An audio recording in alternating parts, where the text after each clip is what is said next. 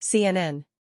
President Joe Biden and his top aides at the White House plan to hammer away at a blunt message as the U.S. government inches closer to a shutdown this week. A handful of extremist Republicans are entirely to blame for the havoc that would be unleashed across the country. For Biden, there's a lot riding on that message getting through to Americans.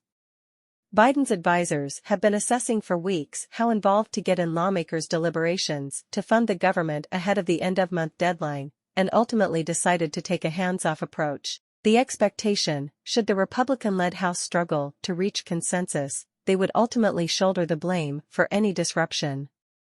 Watch the GOP struggle and force them to govern or be blamed for shutdown, a Biden administration official said, summing up the strategy.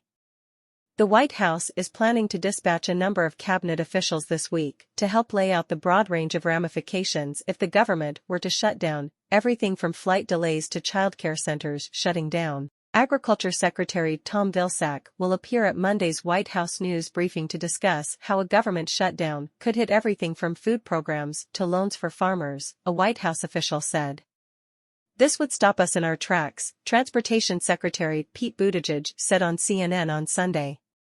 A shutdown that would mean service members wouldn't get paid, coming back to transportation, to air traffic controllers who would be working in the towers. They wouldn't get paid. Over the weekend, White House officials continued to monitor for any signs of movement on Capitol Hill to extend funding for the federal government ahead of the deadline.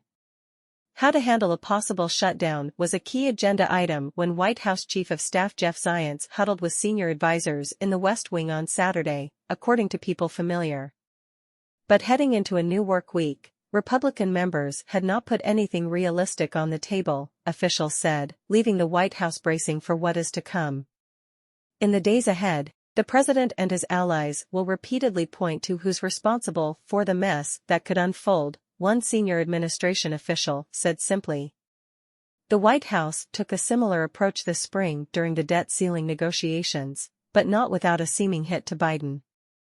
In a CNN poll conducted mid-May, 59% of respondents said the president was not acting responsibly as talks stalled and the government careened toward default. The difference then, Republicans had coalesced around a specific position, passing a bill in the House that reflected their priorities and catching the White House off guard.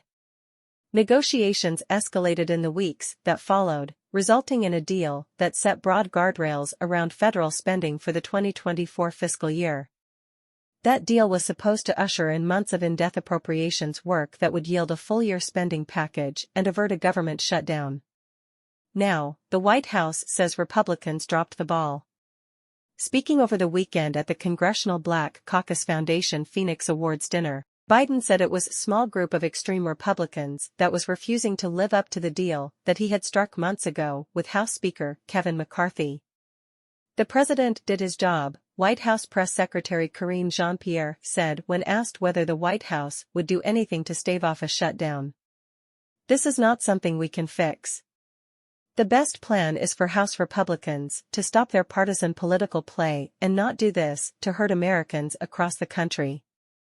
That's the plan.